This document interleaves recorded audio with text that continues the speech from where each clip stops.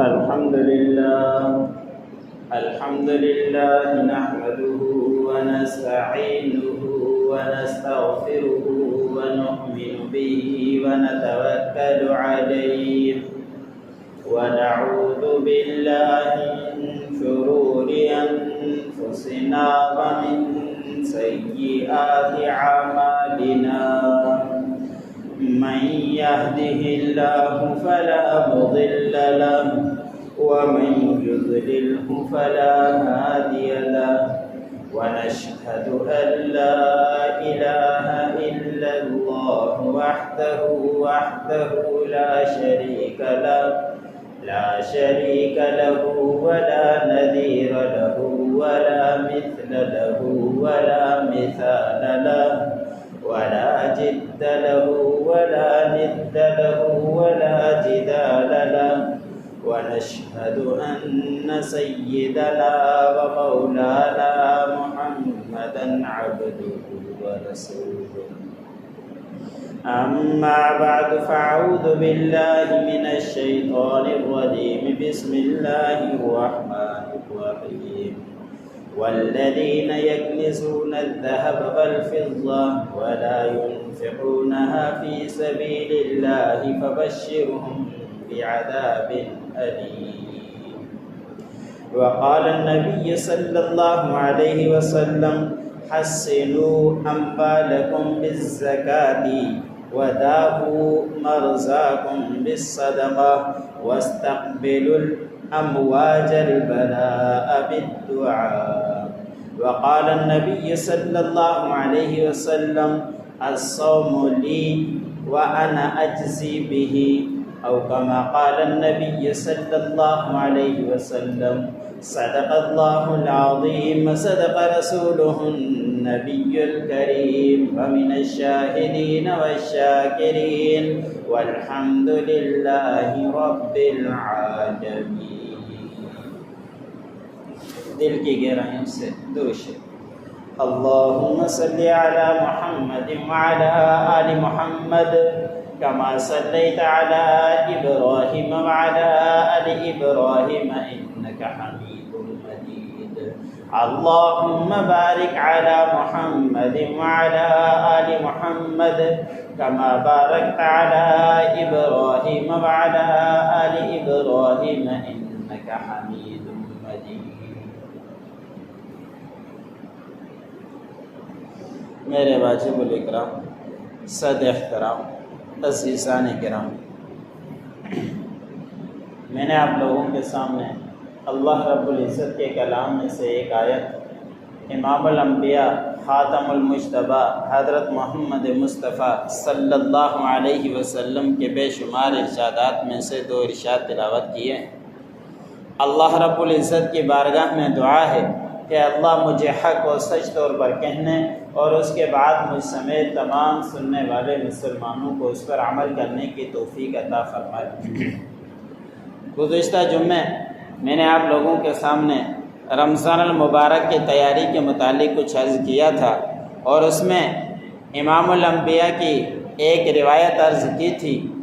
اس میں سے ایک حصہ عرض کیا تھا کہ آپ صلی اللہ علیہ وسلم صحابہ اکرام کو وعظ و نصیحت کرنے کے لیے ممبر پر جب تشریف فرما ہوئے تھے تو اس وقت آپ صلی اللہ علیہ وسلم نے پہلی سیڑھی پر قدم رکھ کے فرمایا تھا آمین.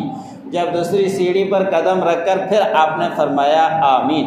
جب تیسری سیڑھی پر قدم رکھا تو صحابہ آپ صلی اللہ علیہ وسلم نے فرمایا آمین. یہ حدیث مشہور ہے، ہر کسی مسلمان کے علم میں ہوگی کہ آپ صلی اللہ علیہ وسلم نے آمین کیوں کہا تھا.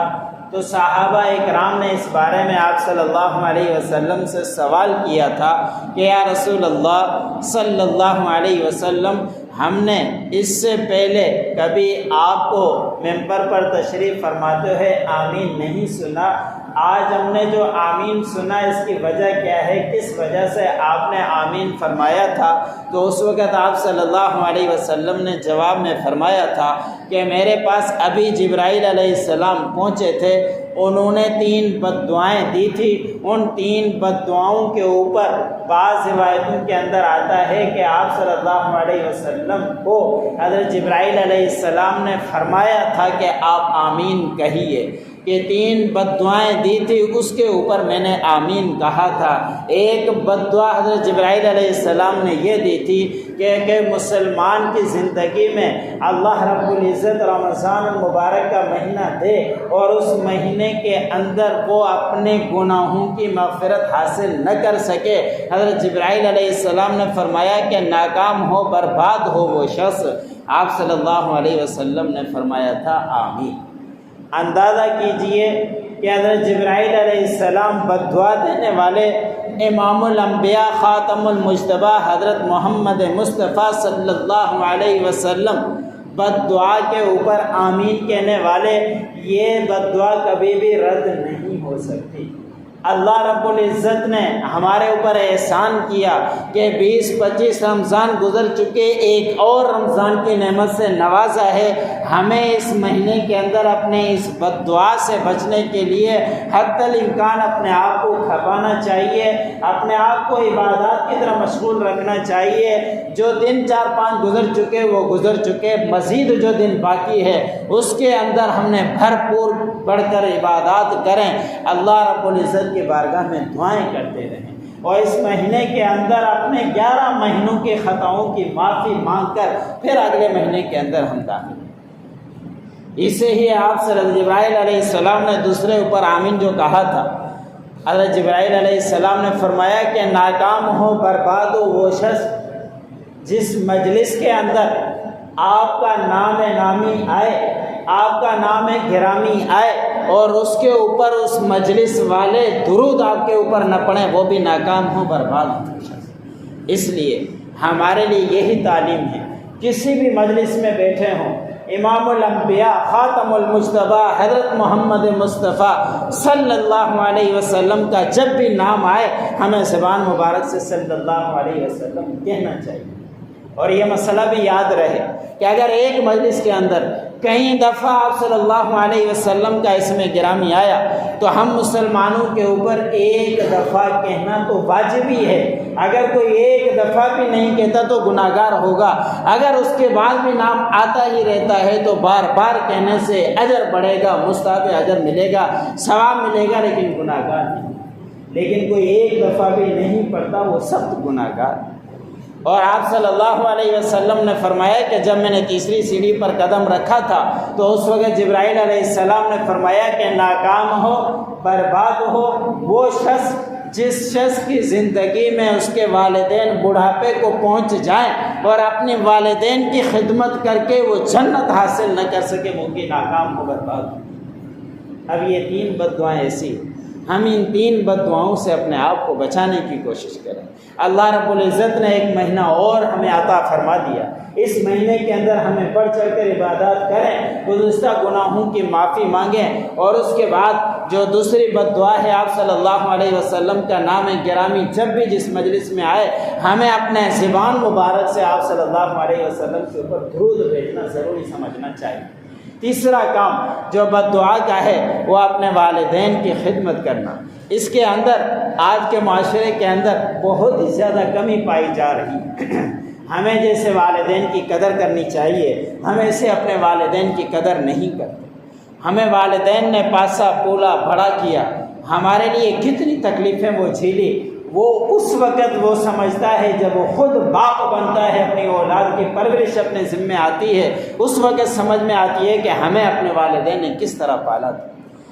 ہر طرح کی تکلیفیں برداشت کی، مشقتیں انہوں نے برداشت کی، تو ہمیں چاہیے کہ ہم اپنے والدین کی خدمت کریں، اپنے والدین کی اس طرح خدمت کریں کہ ہمیں جنت کے مستحق دنیا کے اندر بن جائیں۔ حضرت اویس کرنی کا واقعہ مشہور ہے کہ آپ صلی اللہ علیہ وسلم کی جس نے ایک دفعہ زیارت کر لی اس کو رضی ایمان کی حالت میں اس نے زیارت کر لی، اس کو دنیا کے اندر اللہ رب العزت نے کلام پاک کے اندر رضی اللہ عنہ و رضوا عنہ کو لقب مل جاتا ہے کہ جس نے آپ صلی اللہ علیہ وسلم کی ایمان کی حالت میں زیارت کی وہ صحابی ہے، اور جو صحابی بن گیا وہ رضی اللہ عنہ و رضوا عنہ کا لقب اس کو مل گیا۔ حضرت اویس کرنی اس وقت آپ صلی اللہ علیہ وسلم کے زمانے میں تھے، آپ صلی اللہ علیہ وسلم کی زیارت کرنا چاہتے تھے، کسی طرح آپ صلی اللہ علیہ وسلم کے پاس پیغام بھجوا دیا تھا کہ یا رسول اللہ میں آپ کی زیارت کرنا چاہتا ہوں، میں بھی صحابی کا لقب پانا چاہتا ہوں، لیکن میری مجبوری یہ ہے کہ میری والدہ بوڑھی ہے، میری والدہ کے پیچھے کوئی انتظام کرنے والا نہیں ہے، کیا میں آپ کی زیارت کروں یا آپ اپنی والدہ کی خدمت کرتا رہوں؟ آپ صلی اللہ علیہ وسلم نے فرمایا کہ میری زیارت سے بہتر ہے آپ اپنی والدہ کی خدمت کے اندر لگے رہو۔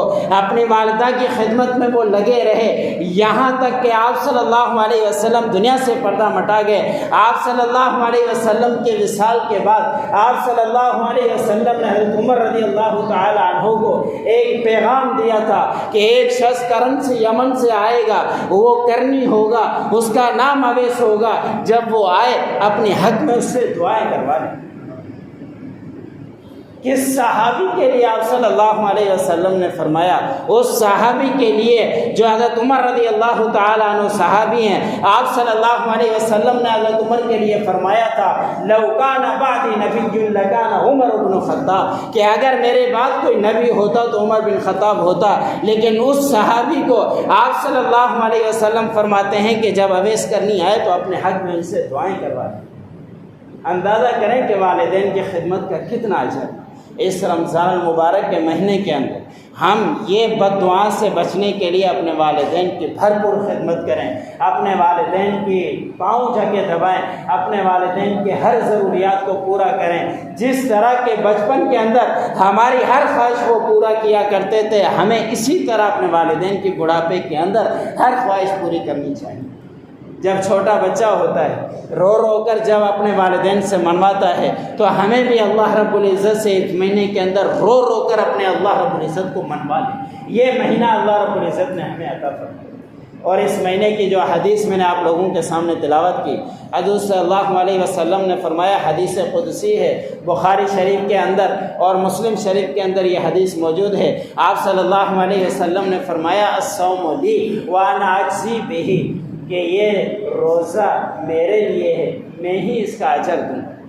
اندازہ کریں، کیا نماز اللہ رب العزت کے لیے نہیں ہے؟ کیا زکوٰۃ اللہ رب العزت کے لیے نہیں ہے؟ کیا حج اللہ رب العزت کے لیے نہیں ہے؟ تمام عبادات اللہ رب العزت کے لیے ہیں، لیکن خالص اللہ رب العزت نے فرمایا الصوم لی وانا اجزی بہ، کہ روزہ میرے لیے ہے، میں اس کا بدلہ دوں۔ کیا مطلب اس کا؟ کہ اس کے اندر انسان کے اندر تقویٰ بڑھ جاتا ہے کہ اور عبادات کے اندر ذرہ کوئی نہ کوئی حصہ دکھاوا کا ہمیں مل جاتا ہے، لیکن روزہ ایک ایسی عبادت ہے اس کے اندر کوئی دکھاوا نہیں سوائے بندے کے اور اللہ کے، اور کوئی کسی کو بھی پتہ نہیں چلتا کہ اس روزے سے یا نہیں۔ اسی لیے اللہ رب العزت نے فرمایا کہ یہ روزہ میرے لیے ہے، میں ہی اس کا بدل دوں گا۔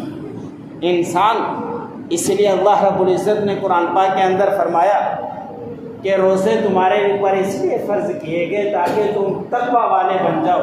روزے والے جو تقویٰ اگر ہماری تمام زندگی کے اندر آ جائے، ہم سے بڑا متقی اور پرہیزگار کوئی نہیں بن سکتا۔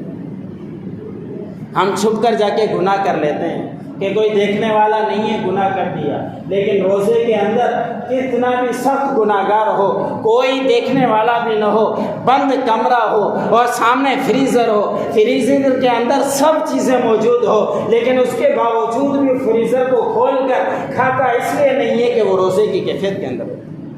اسی لیے اللہ اور بندے کا آپس میں یہ رابطہ ہوتا ہے، ربط ہوتا ہے روزے کے اندر۔ کوئی بھی روزے کے اندر دیکھنے والا نہیں، لیکن اللہ رب العزت کے لیے اس نے روزہ رکھا ہوا ہے۔ نماز کے اندر دکھلاوا کچھ نہ کچھ یہ ہو سکتا ہے کہ نمازی ہمیں دیکھ رہے ہیں، حج کے اندر ہم گئے، حج کے اندر لوگ ہمیں دیکھ رہے ہیں، واپس آئے تو لوگ ہمیں حاجی کہیں گے۔ زکوٰۃ کے اندر اوروں کو پتہ نہ چلے، لیکن زکوٰۃ لینے والے کو تو پتہ چل سکتا ہے، لیکن روزہ ایک ایسی عبادت ہے اللہ کے علاوہ کسی کو بھی پتہ نہیں چل سکتا۔ اس لیے اللہ رب العزت نے فرمایا کہ روزہ میرے لیے ہے، میں ہی اس کا بدل دوں۔ روزے کے اندر ہمیں بھرپور اچھے طریقے سے روزہ رکھنا چاہیے۔ انسان کی روزے کی ایک صورت اور ایک حقیقت ہوا کرتی ہے، ایسے ہی انسان کی ایک صورت ہے اور حقیقت ہے۔ علماء اکرام نے مثال دی ہے کہ انسان کی ایک صورت ہے، سامنے پورے جسم اس کے سامنے نظر آ رہے ہیں، ہاتھ ہیں یہ صورت کے اندر ہیں، چہرہ یہ صورت کے اندر ہے، ٹانگیں ہیں صورت کے اندر ہے، لیکن حقیقت اس کے اندر روح چھپی ہوئی۔ اگر یہ حقیقت اس سے چلی جائے تو اس کی صورت کسی کام کی بھی نہیں ہے۔ روح نکل گئی، ہاتھ موجود ہیں لیکن کام کرنے کے لیے نہیں ہے، آنکھیں موجود ہیں لیکن کام نہیں کرتی، صورت موجود ہے، چہرہ موجود ہے لیکن کام نہیں کرتا، پورا جسم موجود ہے لیکن کام نہیں کرتا۔ کیوں؟ اس سے روح نکل گئی۔ جب روح نکل جاتی ہے تو صورت کسی کام کی بھی نہیں رہتی۔ اسی طرح علماء کرام نے کہا روزے کی ایک صورت ہے، ایک حقیقت ہے۔ روزے کی صورت یہی ہے کہ ہمیں صبح سے لے کر صبح صادق سے لے کر غروب آفتاب تک ہمیں کھانے سے بھی اپنے آپ کو روکنا ہے، ہمیں نفسی خواہشات سے بھی اپنے آپ کو روکنا ہے، اور اپنے آپ کو تمام کھانے پینے چیزوں سے روکنا ہے، حلال چیزوں سے اپنے آپ کو بچانا ہے۔ یہ ہے صورت اس کی، حقیقت یہی ہے۔ ہم اپنے آنکھوں کو گناہوں سے بچائیں، اپنے زبان کو گناہوں سے بچائیں، اپنے ہر اعضاء کو گناہوں سے بچانے والے بن جائیں۔ یہ حقیقت اگر ہمارے اندر آ جائے تو اللہ رب العزت کے ہاں یہ روزہ زیادہ ہی مقبول بن جاتا ہے۔ تو ہمیں روزے کی صورت اختیار نہیں کرنی، روزے کی حقیقت بھی اختیار کرنی۔ ہم نے اپنے روزہ تو رکھ لیا لیکن اپنے آنکھوں کو گناہوں سے نہیں بچایا تو روزے کی حقیقت ہم حاصل نہیں کر سکتے۔ اگر ہم نے روزہ رکھ لیا لیکن زبان کو ہم نے گناہوں سے نہیں بچایا تو روزے کی حقیقت حاصل نہیں کر سکتے۔ ہم نے پورا دن اپنے آپ کو حلال چیزوں سے بچا کر رکھا لیکن حرام چیزیں ہم اپنے پیٹ کے اندر ڈال رہے ہیں تو پھر روزے کی حقیقت حاصل نہیں ہو سکتی۔ اس طرح کے واقعات آپ صلی اللہ علیہ وسلم کے دور کے سامنے آ چکے ہیں۔ آپ صلی اللہ علیہ وسلم کے سامنے کسی نے آ کے اطلاع دی کہ یا رسول اللہ فلاں عورت نے روزہ رکھا ہوا ہے، روزے کے اندر اس نے کچھ کھایا پیا بھی نہیں ہے لیکن اس کی حالت بہت خراب ہو چکی ہے، مرنے کے قریب مر بھی نہیں رہی، کیفیت اس کی بہت خراب ہے۔ آپ صلی اللہ علیہ وسلم نے فرمایا کہ اس کو بلاؤ۔ جب سامنے آئی آپ صلی اللہ علیہ وسلم، بعض روایتوں کے اندر 2 عورتوں کا تذکرہ ملتا ہے، آپ صلی اللہ علیہ وسلم نے ان کے سامنے پیالہ رکھا۔ آپ صلی اللہ علیہ وسلم نے فرمایا کہ ان کے اندر الٹیاں کرو، پورے دن کے اندر روزے کی حالت کے اندر ہیں، کچھ کھایا پیا بھی نہیں ہے، اس کے باوجود بھی آپ صلی اللہ علیہ وسلم نے الٹی کروائی، اور روایت کے اندر آتا ہے کہ خون اور گوشت کے لوگرے ان پیالوں کے اندر گرے۔ آپ صلی اللہ علیہ وسلم نے فرمایا انہوں نے روزے کے اندر اپنے آپ کو حلال چیزوں سے بچا کر رکھا، کھانے پینے سے اپنے آپ کو بچا کر رکھا لیکن حرام چیزوں سے اپنے آپ کو نہیں بچایا، اس لیے ان کی یہ کیفیت آئی پڑی تھی کہ روزے کے اندر انہوں نے دوسروں کی غیبت کی تھی، گلائیں کی تھی، اس وجہ سے ان کی یہ کیفیت ہوئی۔ تو ہم نے روزہ رکھ لیا لیکن ہم نے اپنے آپ کو غیبت سے نہیں بچایا تو روزے کی حقیقت حاصل نہیں ہو سکتی۔ ہم نے روزہ رکھ لیا، روزے کے اندر زبان سے جھوٹ بولتے رہے تو روزے کی حقیقت حاصل نہیں ہو سکتی۔ ہم نے روزہ رکھا ہے تو اللہ کے لیے رکھا ہے، اس سے اللہ رب العزت اس کا بدلہ دینے والے ہیں، تو اس روزے کو صحیح طریقے سے ہم کریں، اور یہ روزہ اللہ رب العزت کے ہاں ہمارے لیے سفارشی ہوگا کہ یا اللہ اس نے پورا دن اپنے آپ کو کھانے پینے سے بچا کر رکھا، میں سفارش کرتا ہوں اس کی میرے سفارش قبول فرما، اس کو جنت میں داخل فرما۔